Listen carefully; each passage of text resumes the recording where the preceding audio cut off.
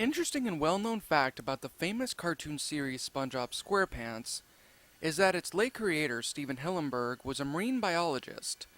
This is interesting because it would mean that in some aspects the show was probably scientifically and biologically accurate, despite its cartoony and humorous fashion. One of the main and most popular characters in the show is Patrick Star, a 34-year-old starfish who isn't too smart, yet is SpongeBob's closest friend. Some people might argue that Patrick has become a hateable character in the past couple of seasons, yet some people still love him. Personally, I've always loved him, even if he was a jerk sometimes. However, a scientific fact about starfish is that they only live up to be 35 years old. This would mean that once Patrick reaches the age of 35, he'll sadly pass away. The fact that he's 34 years old makes him 1 year away from his death, which is probably heartbreaking to many people. Luckily, this would never actually happen in the show, considering it would be way too sad and dark for kids and fans of the show alike, right? Well, that's actually not the case. A long time ago, before Steven Hillenburg passed away, he was thinking of making an educational episode that would teach kids about the biology of starfish in a goofy and humorous fashion. However, the episode would also contain its own plot regarding Patrick's birthday, switching between the educational segments and the episode itself. Despite this, the short was cancelled due to Mr. Hillenburg realizing how sad and dark the ending was, and how it would probably affect children. How do I know of this? A close friend of mine worked at Nickelodeon Studios, and he had a chance to meet Mr. Hillenburg in person. One day, Steven had told him about an episode, and he even showed him an unfinished storyboard and such. A couple of days later, my friend asked Mr. Hillenburg how the episode was going, but he replied that he had cancelled it, explaining that it was way too sad for kids. He decided to show my friend the finished storyboard, and my friend, knowing I was a huge fan of SpongeBob, told me all about this. I was shocked yet very interested in this episode, so I thought that it would interest other people too. I'm going to try and describe the episode just like my friend had told me, but only focusing on the episode itself and not on the educational segments. This will probably be one of the many great interests to many of you. The episode was entitled Patrick's Birthday, and it began with SpongeBob happily waking up like usual and greeting Gary. He jumped out of his bed in his underwear and he checked the calendar in his room, a wide smile forming as he did. "Oh boy, Gary, today's Patrick's birthday. I gotta go and tell the others so we can surprise him," said SpongeBob. He walked outside and Patrick got out of his rock, saying hello to SpongeBob as he happily waved back. Patrick seemed oblivious that it was his birthday. "Hey Patrick, I have to go do some stuff today. It's a very busy day. I'll talk to you later, buddy," said SpongeBob, wanting to keep Patrick oblivious so that he could surprise him. He knocked on Squidward's door, and Squidward opened up, annoyed and bored like usual. "What do you want, SpongeBob?" he said with a sigh. SpongeBob motioned him to lower his head, and he did and as he did, SpongeBob leaned in the side, whispering, "It's Patrick's 35th birthday today. I'm planning a special party with lots of cake for him at my house later on, and you're invited." Squidward's eyes suddenly widen, and he has a worried expression as he says, "The 35th? Oh no, SpongeBob, listen, SpongeBob, with such a happy and excited expression, looked up at him. Squidward couldn't bring himself to say whatever he was going to say, and he ended up stuttering by saying, "To tell Patrick I wish him a happy birthday then," and then proceeded to slam the door shut. SpongeBob looked confused, but he shrugged it off and walked over to Mr. Krabs' house, knocking on his door. Mr. Krabs opened up, holding in and admiring a penny in his hand as he said, "SpongeBob, me boy, what brings you here?" "Well, it's Patrick's 35th birthday today, Mr. Krabs. I'm going to make a surprise birthday party for him at my house later on with lots of cake, and you're invited," said the little sponge. Mr. Krabs, mostly paying attention to the penny, nodded and said, "Mm-hmm. Yeah, sure, my boy. I'll be there." SpongeBob smiled and nodded. "Thanks, Mr. Krabs. You're the best." And then he left. A while after he did so, Mr. Krabs' eyes suddenly widened in a very exaggerated fashion as he said, "Wait, 35?" A bold transition screen was shown, and it cut to SpongeBob inside of Sandy's tree dome, knocking on the door of her tree with his helmet on. Sandy opened up, smiling. "Howdy, SpongeBob. What you doing here?" she said. "Hi, Sandy. It's Patrick's birthday today, and I was planning a surprise birthday for him later on at my house. You're invited," he said again. "Wait, how old is Patrick again?" asked Sandy. "Oh, Patrick's 34. Today's his 35th birthday. The party will be about 5 p.m., he responded. Sandy's expression changed into a very, very sad one. She gulped, and she hesitantly took SpongeBob's hand, holding it. SpongeBob, I really don't know how to say this, but starfish only live up to 35 years. Patrick's gonna pass away today once the hour he was born comes." SpongeBob went dead quiet for a moment, but then he started laughing and slapping his knee. "That's a good one, Sandy. Oh boy, you really got me there," he said as he laughed. She teared up, shaking her head. SpongeBob, I'm serious." SpongeBob stopped laughing and he broke down and started crying and sobbing. Sandy broke down too, yet she hugged him tightly, holding him close. Patrick can't pass away. He's my best friend. I need him. It's his birthday. He can't pass away," said SpongeBob between sobs. Sandy just held him, crying quietly to herself. "It doesn't matter. We're still gonna do the party. But I can't tell him he's passing away. I just can't," cried out SpongeBob. There was another bubble transition screen, and it cut to SpongeBob, Squidward, Sandy, and Mr. Krabs in SpongeBob's living room. They were all wearing party hats, and a lot of balloons decorated the place. A huge cake in front of them. They were obviously waiting for Patrick, but they all looked sad, aware of what was going to happen to their friend. Patrick suddenly walked in, and they all yell out, "Surprise!" happily, yet obliviously trying to hide their sadness. Patrick looked confused for a moment until he started laughing. "I forgot it was my birthday today," he said, as SpongeBob walked over. "Happy birthday, pal. Hey, what time were you born again?" he asked. Patrick thought for a moment until he finally spoke. 6 p.m., I think," he responded. SpongeBob looked over at the clock in the wall. It was 5:55 p.m. Suddenly, Patrick's color changed into a gray and he seemed dizzy as he collapsed to the floor. Not dead, but he had fainted. Everyone panicked, and another bubble transition screen appeared as it cut to the gang next to Patrick, who was laying in a hospital bed. He was awake now, but he was still gray, and he seemed like he was weak and had a hard time breathing. A lifeline machine was attached to him, and he looked over at the gang weakly. At this point, SpongeBob was crying, but Patrick didn't understand why. The others were barely holding their tears. "Don't worry, guys, it's just a cold," Patrick said. "Yeah, it's just a cold, Patrick. We never got to sing happy birthday to you. I guess we'll do it now, but hey, Patrick, I love you," said SpongeBob with a shaky voice. "I love you too, SpongeBob," he responded. Squidward spoke now. "Patrick, I wanted to say that I'm sorry if I was ever too mean with you. I really am," he said with a sad tone. "Oh, don't worry, Squidward.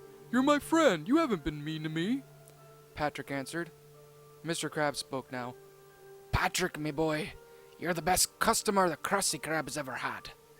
After Mr. Krabs, Sandy spoke. "Patrick, you're the dumbest friend I ever had, but I'm glad to have you as a friend." Once she was finished, SpongeBob spoke again. "Well, guys, it's time to sing happy birthday to Patrick," he weakly said. The others agreed, and they all began singing happy birthday. Patrick laughed weakly, and he decided to join in and sing too. However, as he sang, his voice and tone grew weaker and weaker, until it was barely audible. The gang stopped singing, and so did Patrick. He suddenly slumped back in his bed, closing his eyes and stretching his arms, as a lifeline began beeping and went flat. A doctor rushed in, and SpongeBob began sobbing. He clinged to Patrick, crying his name over and over again, but it was useless.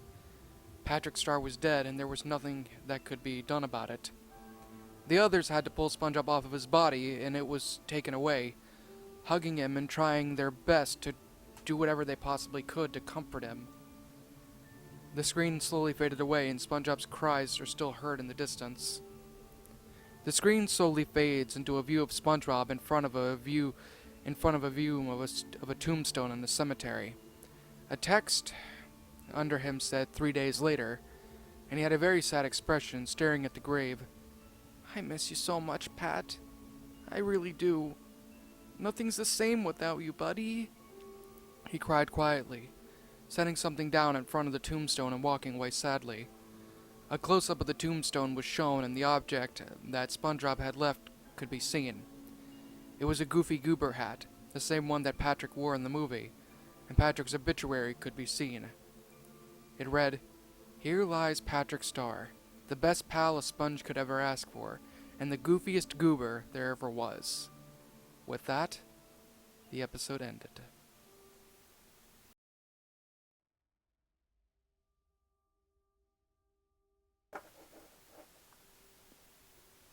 And that, my little shadows, was a SpongeBob Lost episode, Patrick's Birthday. A SpongeBob SquarePants Lost episode. A Feels Pasta / Lost episode by RS Productions. My final thoughts on this thing? Dude, RS Productions, you did another damn well awesome story. That was completely butchered in a lot of ways, but what I meant to say was you did a darn good job with this story, man. Like, flat out, downright amazing. And you know what I really appreciate is the fact that you improved a lot more from your other story that you did. You know, that one story that you did that had that kind of crazy cliche at the end of it that I didn't particularly care for. You improved a lot more, and honestly, I appreciated greatly that you did that. And this story, people, like, I'm not joking right now. I was starting to choke up a little bit. I mean, I know I do a bunch of, like, you know, skits and everything with Patrick Star on my channel and all that kind of stuff.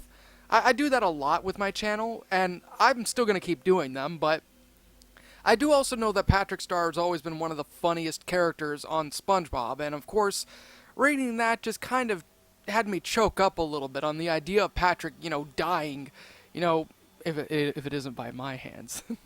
No, but with all due sincerity, this was a really damn good Feels Pasta.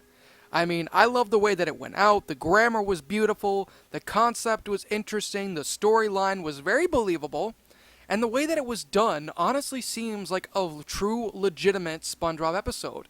But I think what I love most about RS Productions' work, and seriously, shout out to you RS Productions for doing this, you did a great job, is the fact that, you know, nothing's ever continuously used. In fact, it always seems that there's something brand new to the table when it comes to a Lost episode story. And I have to say, that takes a lot of effort.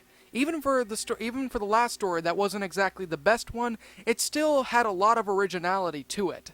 I mean, and this one is just pure originality right there. I mean, honestly, dude, the fact that you're not a writer for freaking SpongeBob SquarePants is anybody's guess. You really can do a damn good job with that. Hell, I have to say you write better than I do.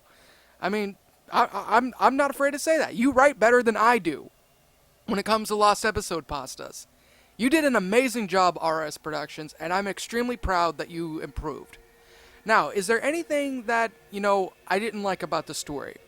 Well, to be honest, no. But if I did have to make one kind of suggestion, it would be to include more of a conclusion paragraph at the end of it. I mean, I get it that that might be kind of, you know, going into status quo. Basically just kind of doing the same thing a lot of Lost episode stories do, but for me, I thought that, you know, it ending with the episode, well, I will admit, it was a great way to end it, but I also do think that, you know, there still could have been a bit of an ending paragraph about, you know, the reaction of, like, the protagonists and things like that, but like I said, it's not really anything that's honestly negative, it's just something that I think could have been included, but despite the fact that it wasn't included, it doesn't really bother me whatsoever. You know, included or not, the story is still downright awesome and perfect. But like I always say, this is simply my own personal opinion, and if you disagree with it, that's perfectly fine too. We're all entitled to our own opinions in regards to these creepypastas, and this is simply my own thoughts. My final rating of the story would have to be a 11 out of 10. Yes, people, I'm giving another 11 out of 10. Seriously, this story did everything right. It was a such a giant breath of fresh air. I'm afraid I'm gonna choke on that fresh air. It's so fresh. Honestly, I'm surprised it didn't clean out my entire body because of how fresh it was. Honestly, I'm surprised, never mind. I was gonna make a meat joke or something about it being so fresh that it was still mooing, but that's another kind of joke for another time, but yeah. But this story was very fresh, very interesting, and honestly, really, really, really amazing. RS Productions, keep on writing, dude, because you're an inspiration. Not just to me, but to everybody else on here. And like I've said, people, like I've said with the first story that I narrated of RS Productions, take notes. Take notes of what these authors are doing, what this author is doing, and really try and adapt it in a way that you will enjoy it. That's pretty much what I have to say on that matter, though. Because, like I said, it's a very wonderful story. But seriously, people, take notes. So if you ever are writing a pasta or whatever, look at this story, read other kind of stories, and do what you can to make it something new, original, or something unique, or anything like that. But what did you guys think about this creepypasta? Or in this case, Seal's Pasta? Did you guys enjoy it? Did you guys not? Also, what would you have personally done to help make the story a lot better? Let me know your thoughts down in the comments section below. Anyway, I'm the Shadow Eater. Thanks again for watching today's episode, and like always, roll the outro because I'm out. In fear and surprise as your eyes widen, your mouth goes dry with each battered breath. You try to scream, your mind begs to leave, glued to your computer screen. The killers they slash, the tapes burn and crash. The cartridge you bought will be your final haunt. The rituals of hate will seal your fate. The tears you shed will be from the fear-gripping horde-driven nightmarish gore-filled, terrorizing, hateful, burning, violent, rage-inducing, knife-slashing, blood-splattering, silent screams. Only time will tell if you will escape this online hell. Your horror-filled obsessions will come with its own regressions. Your pathetic screams will not be heeded in any way, because your nightmares will come at any day.